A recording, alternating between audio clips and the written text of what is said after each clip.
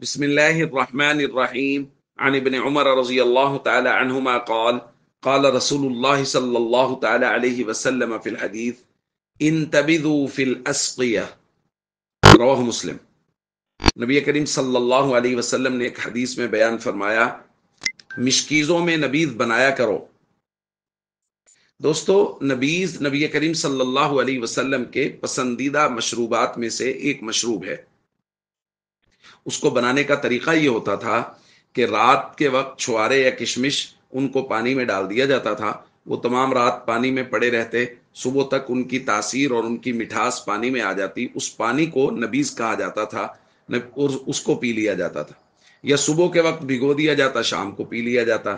نبی کریم صلی اللہ علیہ وسلم کا مبارک معمول بھی یہی تھا۔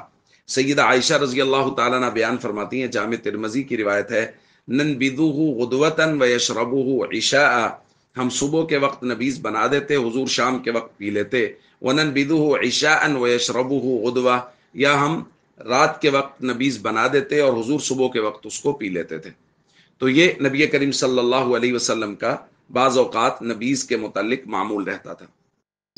اس کے ساتھ یہ بات بھی ذہن میں رہنی چاہیے کہ شروع میں نبی کریم صلی اللہ علیہ وسلم نے مخصوص برتنوں کے اندر نبیذ بنانے سے منع کیا تھا، گو کہ بعد میں اس کی اجازت دے دی گئی تھی۔